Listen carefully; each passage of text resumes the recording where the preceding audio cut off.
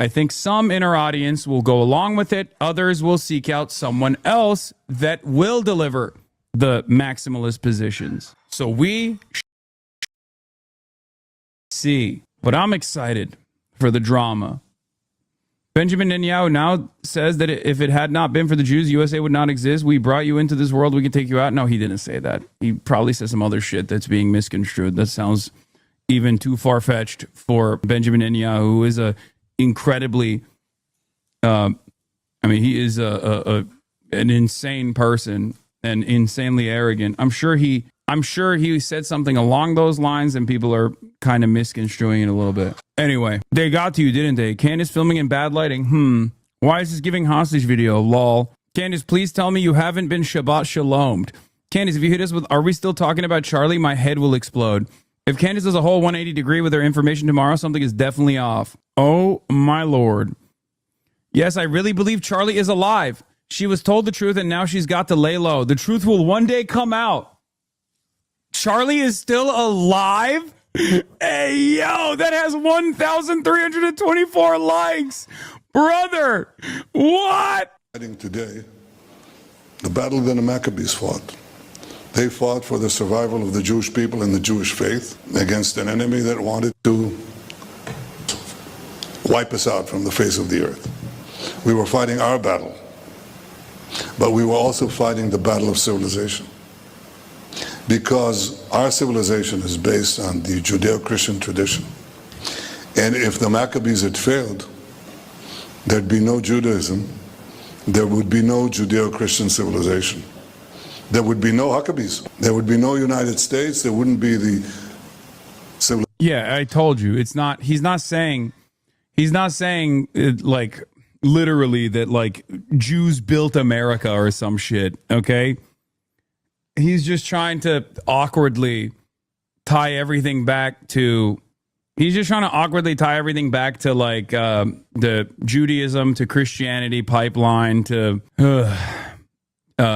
from Judaism came Christianity, and from Christianity came like Judeo-Christian nation building, which is, you know, a made up term anyway. He's just saying that it's the logical oh my God. Okay. My dad is burning the kitchen. Okay. Civilization of freedom, the respect for our common traditions, our common values, all of that would not happen if it weren't for those 5 brave brothers. So that spirit animates these brave soldiers that are here today and their comrades who are fighting in Gaza or in Lebanon or in Iran, wherever is necessary to not only preserve the Jewish nation and the Jewish state, but preserve civilization against the barbarians. The barbarians are out there.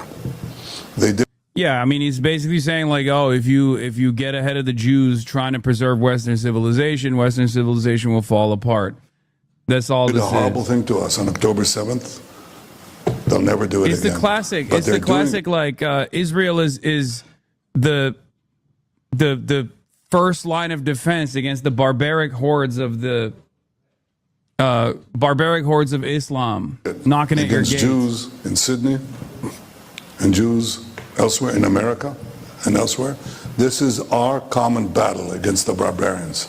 Yeah. We have won it here. We're winning it here. We'll win it everywhere. Chag Sameach. Chag Chanukah Sameach L'kulchem. Yeah, this is not anything new. He's not saying like, we brought you into this world, we can take you out, that type of shit. I've literally called out exactly what he was going to say before he even said it, because I've heard it a million times over. Eyvallah baba. Sosları da verir mi? Kırmızı ve beyaz. Tamam. No, that's good. Thank you. True, I got clickbaited? Yeah, you got clickbaited. Candace versus Tim Pool continues. Ooh. Be specific, Candace. Make sure you're very clear. You've never said, you've never had the same security people working for you that Charlie also used? I was clear, bitch. I said that Charlie and I never used the same security people, so your point that I was being a hypocrite by critiquing their actions that day is complete and utter trash. In fact, I regularly critique Charlie on his security team, and I'm sure I could dig up a text message or two to that effect. The girlies are still fighting. New York Post piece on Candace. Inside, Candace owns a sadistic world monetizing baseless conspiracies. Holy fuck, New York Post. Faced with eviction, she filed a lawsuit against her landlord. Oh yeah, this is they're doing reputation assassination now to Candace, which is so funny because this is all stuff that was known for many, many years. Wait till they go back to her high school, where Candace Owens successfully sued the Connecticut Board of Education for being victim to white supremacist harassment that caused her to get a eating disorder, or when she operated a anti-Trump blog all the way up until 2016, or when she was a background extra on some rapper's music video. I think that was another one, right? Yeah, I like that they're doing cancel culture to Candace Owens now. They're trying to cancel culture Candace Owens. I'm not gonna sit here and let you drag my queen like this. Watch it, dude. First of all, okay, you know too much. Dude, I know too much because I've known about Candace Owens being a fucking grifter for years. This is old lore.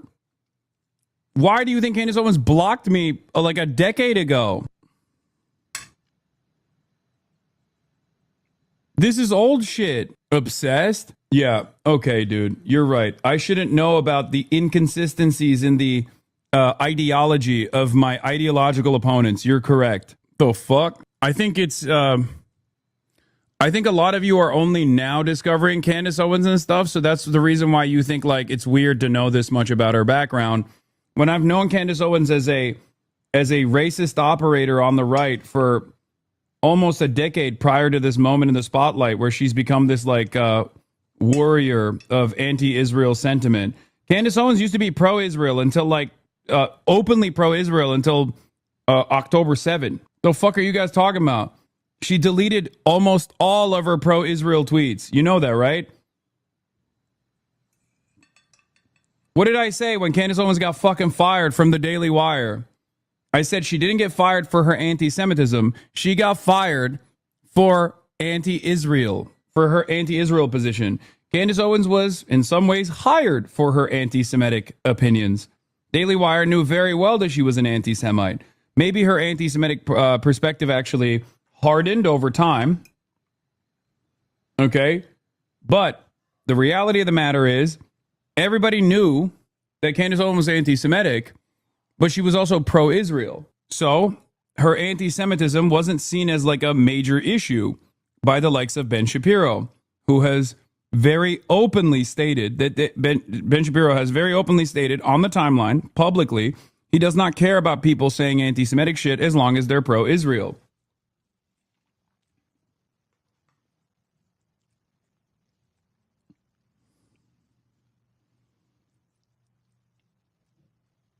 Candace Owens became a problem when she became anti-Israel. She calling Tim Pool slurs.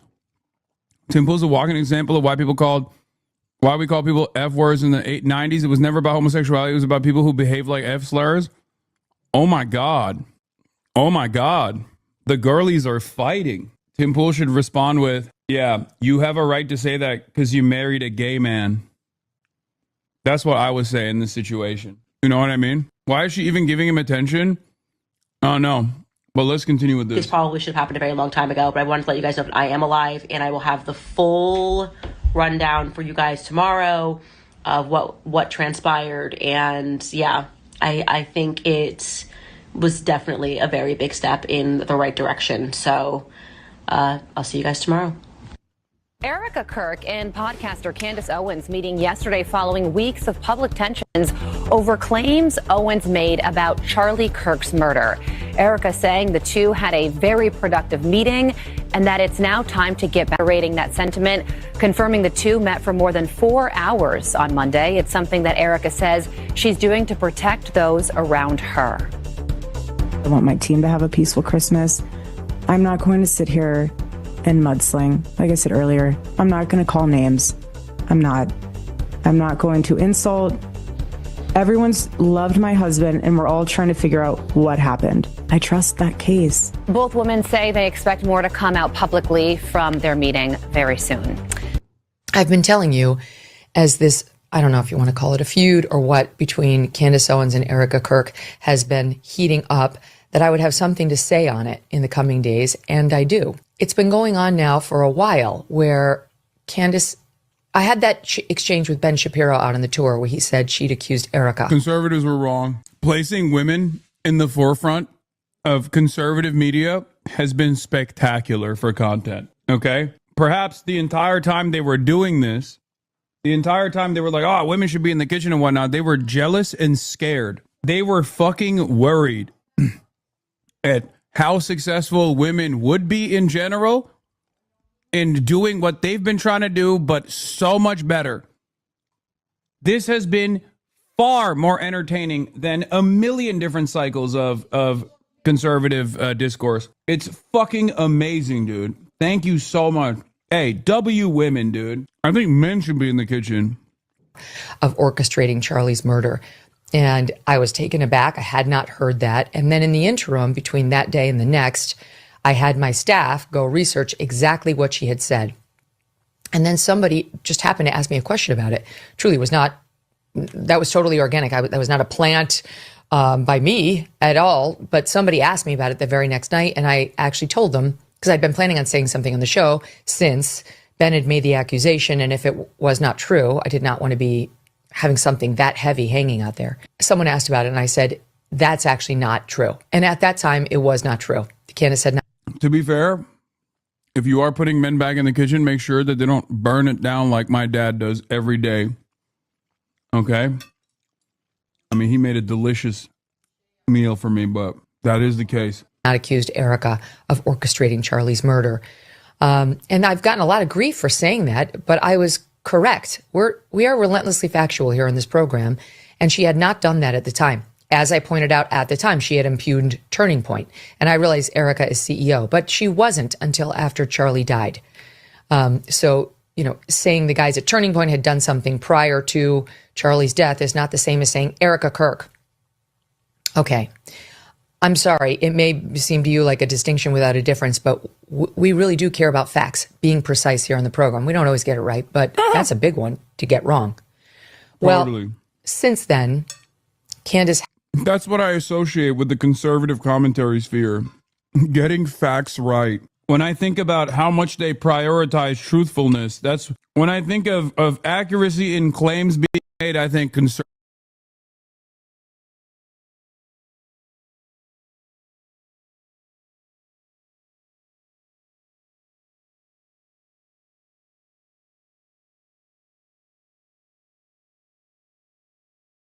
Conservative media, especially independent media, has been more focused on Erica Kirk. And I think that's because Erica Kirk went on a media tour and started clearly speaking out about Candace. Oh my God, she's shitting on Erica Kirk too. It turned into a rather explosive situation last week where Erica went on with Harris Faulkner. Damn, this is not favorable to Erica Kirk at all, brother. Oh my God. Even she's like, yeah, Erica Kirk kind of brought this attention to herself. Yeah, like the pro Erica Kirk position here would be Candace Owens went a little above and beyond with like, you know, the framing of Charlie Kirk's death and how much she personally benefited from it.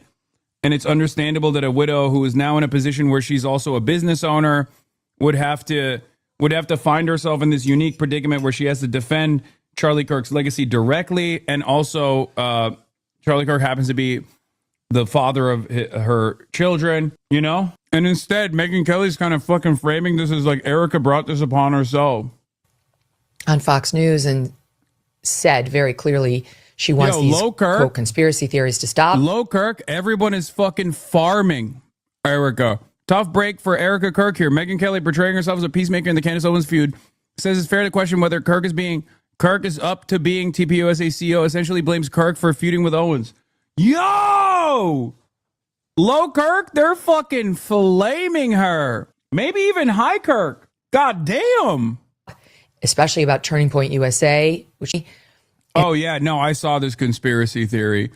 If Erica Kirk was dating Cabot Phillips at this time, how did Charlie Kirk not know?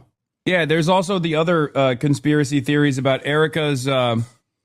Erica Kirk's like dating profile. There's also the other side of the story about like a lot of people found out that a lot of people found out photos of her modeling career and stuff like that, and they're saying that shit's satanic. They're talking about like I think she might have been like previously married as well.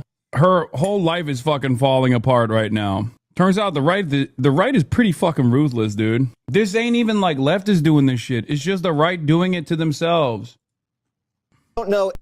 And this is happening while everyone is experiencing unprecedented levels of hatred and discontent with the FBI. Even the right is also fucking hitting the FBI is out of their dang minds narratives now. Oh my and lord! She was and clearly upset. You know, we played the sound approximately for you. 1 minute. She's clearly, you know, she's had it. 61,000 people in the waiting room. 61,000 people in the waiting room for Candace Owens' return. Oh, buckle in, dude. Holy shit, she's going to hit like $500,000. She's going to hit $500,000 on this. Clandestine operators, buckle in. Couldn't have happened in a better way, dude. The right fucking falling apart because of their endless ambition, their lack of interest in any sort of real movement building. This is fun. She's going live. 71,000. Clandanistas, rise up. Clandestine operators, rise up. Oh my fucking lord, dude. Yeah, Erica Kirk is paying her ex-boyfriend to speak about how to lead like Charlie with funds from her dead husband. Yeah, people found out that Cabot Phillips is like a part of the Turning Point USA and literally dated Erica Kirk back in the day when Charlie and Erica, way before Charlie and Erica met one another, or quote unquote met one another. People are calling into question like how in the orbit of Charlie Kirk, Erica actually was. This type of shit unironically makes someone even like myself who is anti-conspiracy theory look at this a little differently. It is a little too serendipitous. Exactly. It is a little crazy. Like how the fuck 84,000 in the waiting room. Oh my God. Everyone else is so washed, including myself. Okay. Everyone else is washed as fuck, including your boy. We ain't got nothing. No motion whatsoever. Yeah. Megan tried to shank Erica just in time for this. Even though she is supposed to be speaking at TPUSA's America Fest this week. I think the TPUSA event is going to fucking fall apart. 100,000 people waiting. 100,000 people waiting in the waiting room. Oh my God. Oh my God. This is going to hit more than 500K. This is going to hit more than 500. And before people say, oh, you're a fucking view count Andy or whatever. Dog. This is the real mover and shaker in the world of politics right now. It does you no service to deny the legitimate, real human interest in whatever the fuck is going on with this endless back and forth and endless drama between Clandis and Erica Kirk. And it's happening. Oh my God, it's happening. Holy fuck. This is Wine Mom Super Bowl. This is my Super Bowl. Call me a fucking wine mom the way this is my Super Bowl too. Okay, everybody. Shabbat Shalom. I just want to say Shabbat Shalom to everybody back at home. Happy Hanukkah to our greatest friends and allies. And this is a good time to mention that Israel does have a right to defend itself. Tucker Carlson is Adolf Hitler. And TikTok does need to be purchased by the Mossad. It's just how I'm feeling today. I am not different. Maybe you are different. Welcome back to Candace. Oh my. Okay, you guys are crazy. You guys are absolutely crazy. The amount of people who attacked me for sending out a tweet being like, hey, I'm good, I'm alive. We had a very productive conversation. And they were like, she got the call. She's betrayed I know she's us. Fucking joking. She's doing something I'm else. just shocked at how aggressively she is joking. Okay? What do you think happened? Erica said, the joke stop, is that like and then I was frozen. The Jews. The joke is for 4 hours and 30 minutes, just like as they just put all of these talking points into my head. That is not what happened. I keep telling you guys, I am not governable. I am basically akin to Kanye West. I never felt more seen than when he tweeted a lot of years ago, just fired my manager because I realized I can't be managed. That is me. That tweet right there, I was like, oh gosh, yes, Kanye, I get this. Okay. Nobody is changing their mind anything. How ridiculous would it have been if I'm doing all of this, investigating, asking all of these questions, and then Erica Kirk offers to answer some of these questions, and I'm like, no, I'm not going to go. I can't betray the people. I don't want any answers to the questions. I just want to ask them. No, this is the entire reason we are doing this. We've been looking at the situation going, why can't Turning Point USA just answer basic questions? And I can tell you guys that yesterday for 4 hours and 30 minutes, there good deal of time defending why she took this private meeting and not on camera. A good question would be, why wouldn't you do that on camera, Candace? And some of you guys are thinking, who is they? Who is they? It's the Jews, obviously. Just kidding. It's Justin Strife. Justin Strife was in the room. It was just Justin Strife and Erica. George joined me just for the beginning portion of the conversation because he had that thing going on that I told you on the 15th all day. He was in a conference. And then I brought my cousin Mia, you know, the one that has a really bad attitude. I just bring her there for vibes. I think it just confuses people. They're like, I don't understand what's this person doing here. And the reality is she's like always just listening to Cardi B music. But she's my cousin and I always have her around. And so that was it. She was kind of sitting a little bit away, but at the table, it was really just the four of us until George left. And I will be honest, I did not know what to expect going into the room. I did not know if they were going to be open. I didn't know what Erica's energy was going to be like, if it was going to be more of an argument, if there was going to be legal threats. You guys were telling me not to drink water, so I didn't drink water. Well, I brought my own water, but I didn't drink that water too. It was a lot. There's a lot going on, okay? And the conversation started with Justin Strife very sensibly saying, what are we looking to accomplish here? Like, what is the actual aim of this conversation? And he was pretty clear, and Erica was very clear, that they were sort of most upset with what obviously a bit of a fever pitch, what I tweeted, that it was a godforsaken company and people should not give money to it. And I have to own that. That's aggressive. That is actually aggressive in the retrospect. I was very frustrated. And I don't know. I felt like we weren't getting any answers and there were so many lies. And then I was getting attacked for asking all meaningful questions that was within their capacity to answer. And I told you, I definitely, my problem in life is that I can rise to anger very quickly. And her audience is not going to like it. She's caving. I really Will she be able to save this walk telling back? The truth from the very beginning, like casually, when I mentioned the Catholicism thing, like what was that about? I was like, look, I say something in a tribute to him. Alex Clark and Andrew Colvett then jump onto a podcast and they're doing that weird interview, which is clearly aimed at me. And they've teased the interview. It's like aimed at me, but they never say my name. And that to me felt like it was the first the first bit of mud that was slung, which their answer for that was, hey, that was a really crazy time. Bro, I'm telling you, they're going to think put into place. And there is a little bit of sincerity in their commentary here when they say it's all about the money. It's true. Erica Kirk only cares about the funding for Turning Point USA, and Candace Owens only cares about the drama. So I can totally see them coming to a reasonable conclusion here where she's like, you can keep daggering us all day, just don't disrupt the money. That one of the first things that Erica did was she owned the lies, or rather, I guess they would cage it as miscommunications that were coming from various people at the company. Like, look, this is a company with 650 people that are employed.